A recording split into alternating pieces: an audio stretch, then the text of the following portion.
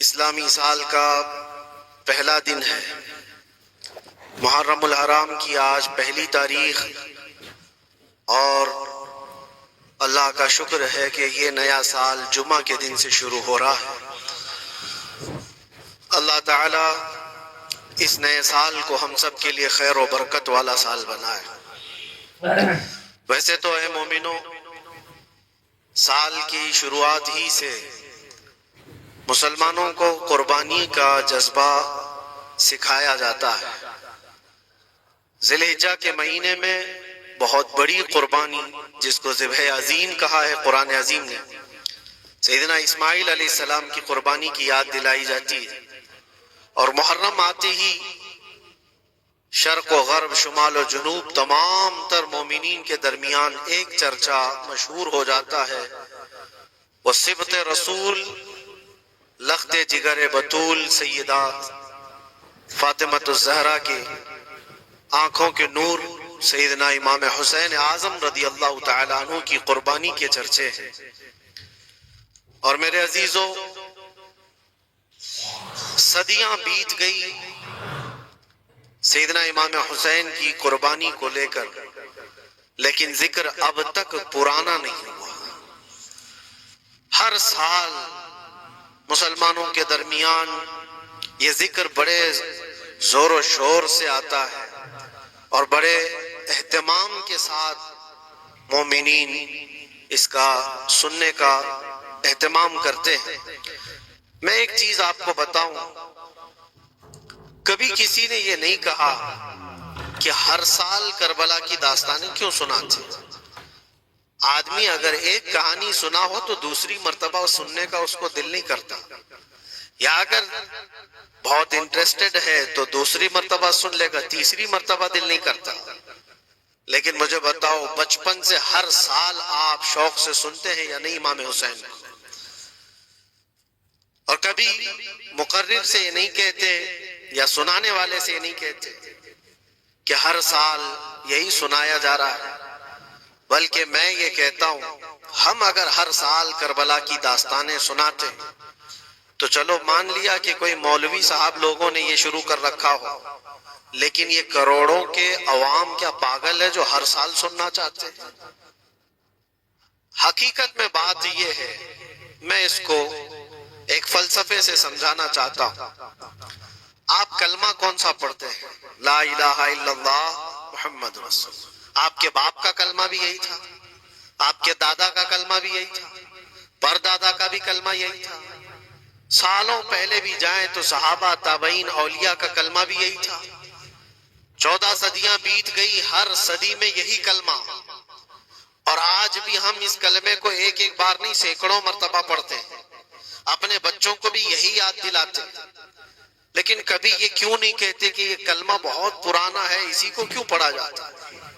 نیا کلمہ نہیں آئے گا، پرانا ہے، سب کو پتا ہے، لیکن پڑھنے میں کبھی کسی کو اکتاہٹ بھی نہیں آتی۔ کلمہ طیبہ جو پڑھتا ہے اسے اندازہ ہوتا ہوگا، شوق سے اس کا ورد کرتا ہے۔ جہاں پر بھی ذکر کر کے دیکھیں آپ لا الہ الا اللہ محمد الرسول اللہ کا، اکتاہٹ نہیں آتی، بے چینی نہیں ہے، اس میں جدت ہے، اس میں نیا پن ہے۔ یہ کلمہ ہر صدی کا ہے، ہر زمانے کا ہے۔ تو 14 صدیوں سے جب کلمہ پرانا نہیں ہوا تو پھر وہ بات ہمیں یاد آتی، حسین اعظم ہے کون، جس کو اس شعر سے سمجھا گیا ہے، سر داد نہ داد دست در دست یزید، حقا کے بنائے لا الہ است حسین۔ سر دے دیا ہاتھ نہ دیا یزید کے ہاتھ میں، اور حق تو یہ ہے کہ لا الہ کی جڑ کا نام حسین ہے۔ تو لا الہ کی جڑ کا نام، لا الہ کی بنیاد کا نام حسین ہے۔ تو جس طرح کلمہ پرانا نہیں ہوتا، اسی طرح حسین کا تذکرہ بھی کبھی پرانا نہیں ہوتا۔ عزیزان گرامی، محرم الحرام یہ حرمت والے 4 مہینوں میں سے ایک ہے۔ سال کے 12 مہینوں میں اللہ تعالیٰ نے قرآن پاک میں فرمایا 4 مہینے حرمت والے ہیں، رجب، اور پھر یہ ذی القعدہ، ذی الحجہ اور محرم، یہ 4 مہینے حرمت والے ہیں۔ اس میں جنگ و جدال، قتل و قتال سب حرام ہے۔ صرف آپس کی بات نہیں کر رہا میں، کسی دوسرے کے ساتھ بھی جو جنگیں ہوتی تھی اس وقت یہ سب حرام ہو جاتی، سب تلواریں نیچے رکھ لیے جاتے حرمت والے مہینوں. لیکن تف ہے، لعنت ہے اس یزیدی فوج پر جس نے حرمت والے مہینے کا بھی خیال نہیں کیا، اور نہ ہی کفار و مشرکین سے ان کا مقابلہ تھا، بلکہ رسول اللہ کے گھر والوں سے مقابلہ تھا، اہل بیت اطہار سے مقابلہ تھا. حرمت والے مہینوں کی دھجیاں اڑا دی گئی، کربلا کے اس میدان کو پورا لالا زار کر دیا، اس طرح خون ریز کر دیا گیا. ہر جگہ اہل بیت کے ٹکڑے نظر آتے تھے. وہ ایک عظیم سانحہ ہے، ایک عظیم حادثہ ہے جس کو رہتی دنیا تک بھلایا نہیں جا سکتا. آج میں تھوڑی باتیں عرض کر کے آپ کے سامنے یہ بات رکھوں گا. اللہ کے نبی صلی اللہ تعالیٰ علیہ وسلم نے اس حرمت والے مہینے کی فضیلت بھی بیان فرمائی، اور اس محرم میں حضرت حفصہ رضی اللہ تعالیٰ عنہ جو حضور کی زوجہ ہیں وہ فرماتی ہیں رسول پاک صلی اللہ تعالیٰ علیہ وسلم 4 عمل زندگی میں کبھی ترک نہیں کرتے تھے، چھوڑتے نہیں تھے. وہ کیا ہے؟ تو آپ فرماتی ہیں ان میں سے ایک عاشورہ کا روزہ حضور کبھی نہیں چھوڑتے تھے. عاشورہ کا روزہ رسول پاک صلی اللہ تعالیٰ علیہ وسلم کبھی ترک نہیں فرماتے. اس کی بڑی فضیلت ہے. یہ عاشورہ کیا ہے؟ 10ویں محرم کے دن کو عاشورہ کہا جاتا ہے. بڑا تاریخی دن ہے، اور بلکہ اللہ کے نبی صلی اللہ علیہ وسلم نے یہ بھی فرمایا قیامت بھی اسی دن کو آنے والی ہے. 10 محرم الحرام ہوگی اور جمعہ کا دن ہی ہوگا جس دن سور پھونکا جائے گا اور پوری دنیا فنا کر دی جائے گی اور قیامت کا منظر قائم ہو جائے گا. عاشورہ کا دن آتا ہے تو اے مومنو سب کے سب اللہ کی بارگاہ میں دوڑ آ جاؤ، عبادت کے لیے لگ جاؤ، اور اس دن یہ یاد کرنا چاہیے کہ یہی وہ دن ہوگا جب ہمیں بارگاہ رب العزت میں کھڑا کیا جائے گا. اولین سے لے کر آخرین تک جتنے بھی پیدا ہوئے اس روئے زمین پر سب کو اٹھایا جائے گا، حساب و کتاب ہوگا، اور وہ 50,000 سال کے برابر کا ایک دن ہوگا. اس دن کو یاد کر کے عاشورہ کا اہتمام کرنا ضروری ہے. عاشورہ میں تو ویسی یادگاریں بہت ہیں. آدم علیہ السلام کے متعلق ان کی توبہ اسی دن قبول ہوئی. نوح علیہ السلام کی قوم پر جو عذاب آیا تھا طوفان کا، وہ طوفان نوح سے کشتی کو جو نجات ملی نوح علیہ السلام کی، وہ بھی عاشورہ کا دن تھا. سیدنا یونس علیہ السلام کو مچھلی کے پیٹ سے باہر نکالا گیا، وہ بھی عاشورہ کا دن تھا. موسیٰ علیہ السلام کو فرعون سے نجات دی گئی، فرعون غرق ہو گیا، پانی میں ڈبو دیا گیا، وہ بھی عاشورہ کا دن تھا. بہت ساری اس طرح کی تاریخی چیزیں عاشورہ کے دن. لیکن یہ ساری تاریخوں پر ایک تاریخ غالب آ جاتی ہے، وہ رسول اللہ کے نواسے کی قربانی کا دن، اس لیے کہ وہ پوری امت کو ہلا دینے والا حادثہ ہے.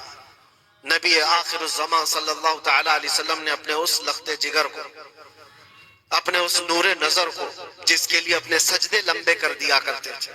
جانتے ہیں آپ حضور پاک صلی اللہ علیہ وسلم کے ایک بیٹے تھے حضرت ابراہیم، اور یہ اسی زمانے کے ہیں جب حضرت امام حسین بھی پیدا ہوئے تھے، اور حضور کی گود میں آپ کے اپنے بیٹے بھی تھے. حضور صلی اللہ تعالیٰ علیہ وسلم کے وہ ایک ہی بیٹے ہیں جو 6 مہینے تک زندہ رہے. حضور صلی اللہ علیہ وسلم اپنی گود میں بٹھا کر انہیں پیار کر رہے تھے، اور امام حسین کو بھی گود میں رکھے ہوئے تھے. ایک طرف نواسا ہے اور ایک طرف بیٹا ہے. جبرائیل امین نے آ کر کے عرض کیا اللہ کے نبی صلی اللہ علیہ وسلم سے، کہا رب تبارک و تعالیٰ کی منشا یہ ہے کہ ان دونوں میں سے آپ کسی ایک ہی کو رکھ سکتے. اللہ کے نبی صلی اللہ علیہ وسلم نے امام حسین پر اپنے بیٹے کو قربان کر دیا. کہا ہے جبرائیل حسین کو رہنے دو، اس لیے کہ یہ میری آنکھوں کا بھی نور ہے اور فاطمہ کی آنکھوں کا بھی نور ہے. پھر چند ہی دن کے بعد حضرت ابراہیم کا انتقال ہو گیا.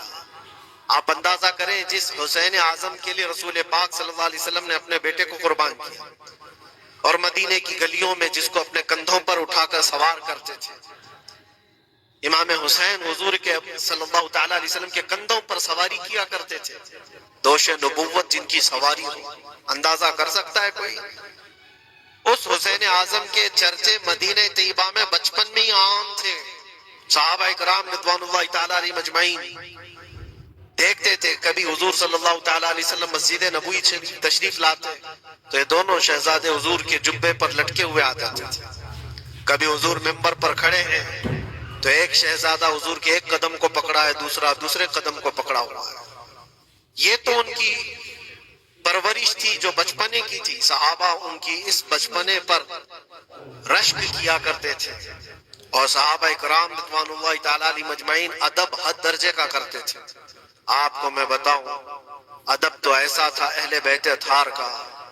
امام حسین کی عمر چھوٹی سی تھی, امام حسین. اور ایک زمانہ ایسا تھا جب حضور پاک صلی اللہ علیہ وسلم کے وصال کے بعد حضرت ابو بکر کا زمانہ آیا, 2.5 سال آپ نے خلافت کی. پھر اس کے بعد حضرت عمر کا دور خلافت شروع ہوا, اور حضرت عمر کے دور خلافت کو کون نہیں جانتا. ایسے روب و دبدبے والا خلیفہ کہ لوگ ان کی ہیبت سے کانپتے تھے. قیصر و کسریٰ کانپ رہے ہوتے تھے, بڑی بڑی فوجیں تھراتی تھی اس نام سے, حضرت عمر کے نام سے.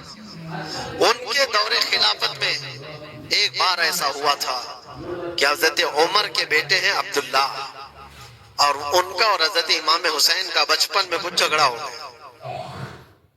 چھوٹی عمر تھی, امام حسین کی بھی عمر چھوٹی تھی, عبداللہ کی عمر بھی چھوٹی تھی.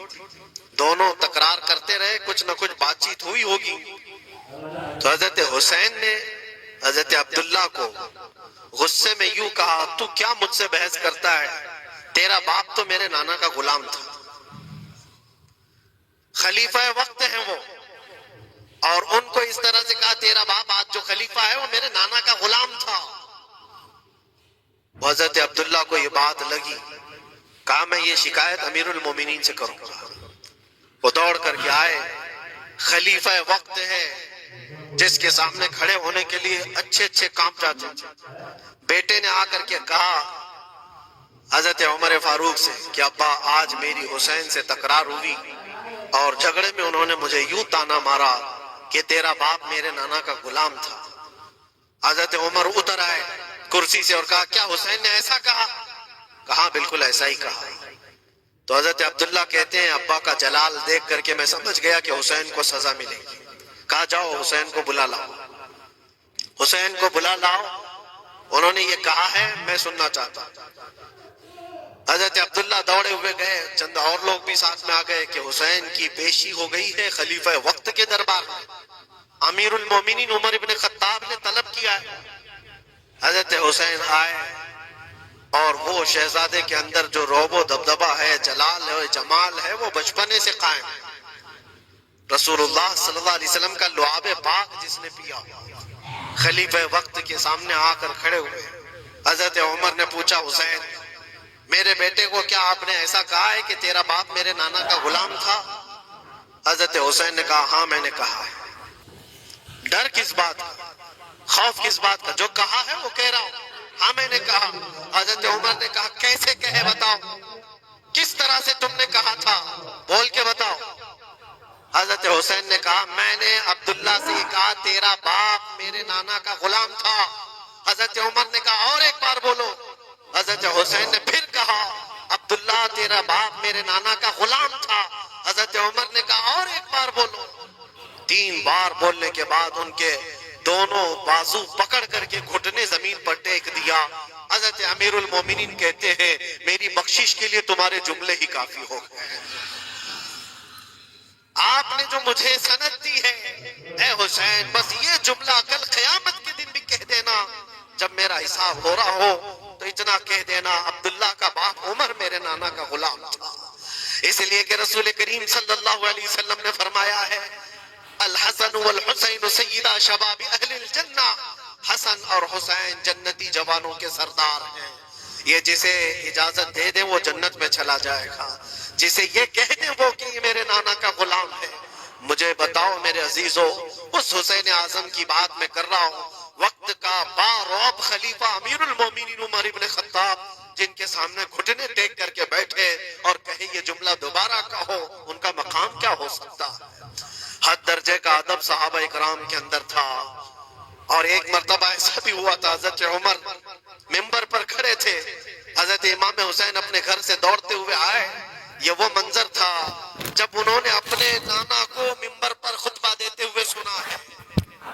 زمانہ انہوں نے آنکھیں کھولی ہیں حضور کے گود میں، بچپنا پایا ہے رسول اللہ کے گھر میں، اور دیکھا ہے سب سے پہلے خطبہ دیتے ہوئے تو اپنے نانا کو دیکھا تھا، لیکن جب رسول کریم صلی اللہ علیہ وسلم کی وفات ہو گئی تو پورا اندھیرا سا چھایا ہوا تھا۔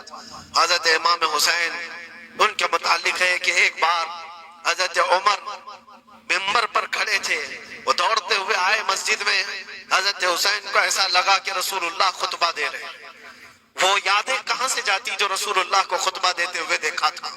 دوڑتے ہوئے آئے، دیکھا عمر فاروق خطبہ دے رہے ہیں، تو چیخ کر کے کہا کہ آپ میرے نانا کے ممبر سے اتر جاؤ، یہ میرے باپ کا ممبر ہے، اپنے باپ کے ممبر پر جاؤ، تمہارے باپ کے ممبر پر جاؤ۔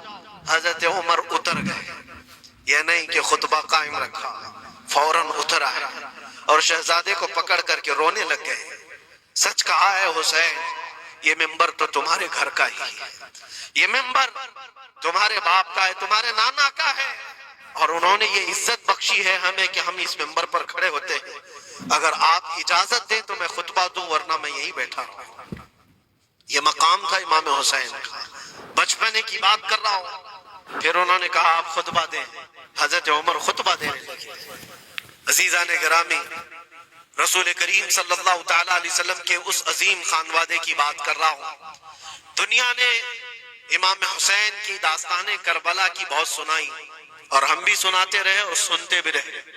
وہ تو آخری وقت کی قربانیاں ہیں، جب آپ کی زندگی پاک تمام ہونے کو آئی اس وقت تو کربلا میں پہنچے، لیکن آپ کی ابتدائی زندگی اور آپ کی جوانی، یہ سب معاملات ہر نوجوان کے سامنے ہونا چاہیے۔ اگر نوجوان آج ہمارا یہ کہتا ہے کہ میرا آئیڈیل حسین ہے، تو اس کو حسین کی زندگی پڑھنا چاہیے۔ اگر وہ پڑھے گا تو یزیدیوں کی طرح جینا چھوڑ دے گا، جینے کا طریقہ یزیدیوں کی طرح اور نعرے حسین کے ہوں تو یہ زمین و آسمان کا فرق ہے میرے عزیزوں۔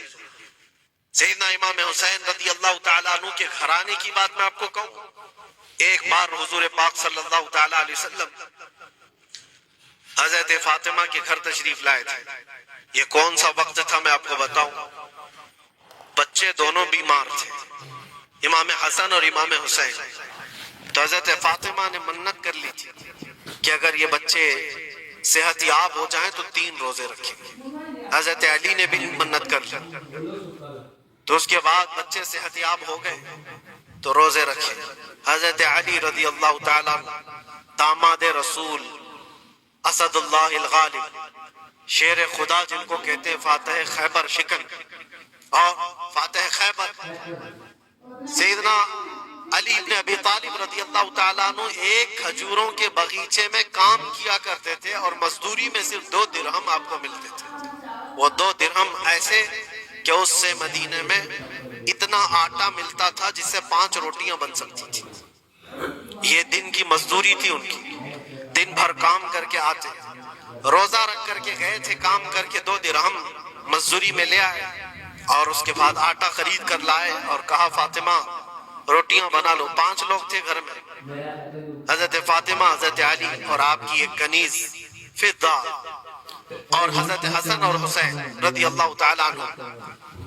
5 روٹیاں بنی تھی اور شام میں افطار کے لیے بیٹھے تھے، تو عین افطار کے وقت ایک مسکین دروازے پر آتا ہے، وہ کہتا ہے یہ اہل بیت کا گھرانہ ہے، میں بہت بھوکا ہوں، کیا مجھے کچھ کھلایا جا سکتا ہے؟ حضرت فاطمہ نے 5 روٹیاں اٹھا کر اس کی جھولی میں ڈال دی، ایک بھی نہیں رکھا، اور پانی پی کر افطار کر لیا۔ کیا یہ کر سکتا ہے ہم میں سے کوئی؟ افطاری کے وقت ہمارے سامنے رکھا ہوا سامان ادھر سے ادھر ہونے نہیں دیتے۔ کوئی تمہارا شربت تھوڑا سا اٹھا لے تو دیکھو پارا کتنا چڑھ جاتا ہے۔ افطاری کے وقت تو سب کو بھوک شدت کی لگی رہتی، اور اس وقت گھر میں جو موجود ہے وہ اٹھا کے دے دینا۔ مسکین تو لے کر چلا گیا، اور یہ پانی سے افطار کر کے رہ گئے، رات کو اسی پانی سے سحری، دوسرا روزہ تھا۔ حضرت علی مزدوری پر گئے، پھر وہی مزدوری، اور آٹا لائے، 5 روٹیاں بنی، اور افطار میں بیٹھے تھے کہ ایک یتیم بچہ آ گیا جس کے ماں باپ نہیں تھے۔ اس نے آواز لگانی شروع کی کہ میرا کوئی نہیں ہے، میرا آسرا نہیں ہے، میرا باپ نہیں ہے، میں یتیم ہوں، جا سکتا ہے؟ آج حضرت فاطمہ نے وہ 5 روٹیاں اٹھائی، اس کی جھولی میں ڈالی، کہا صبر کر لو، ہم پانی پی لیں گے۔ پانی پی کر دوسرا دن افطار کر لیا انہوں نے، اور اس دن اسی طرح سے سحری کیے، اور تیسرا روزہ تھا۔ کون رکھ سکتا ہے میرے عزیز؟ ایک روزہ ہی لوگوں کے لیے کتنا بھاری ہوتا ہے۔ تیسرا روزہ تھا بغیر کسی چیز کے کھائے ہوئے، اور تیسرے روزے کے بعد پھر مزدوری کی حضرت علی نے، پھر اتنی مزدوری سے آٹا خرید لائے، 5 روٹیاں بنی، اور آج ان کے کھانے کا وقت تھا، افطاری کرنے ہی والے تھے۔ جیل سے چھوٹا ہوا ایک قیدی ان کے گھر کے پاس آیا۔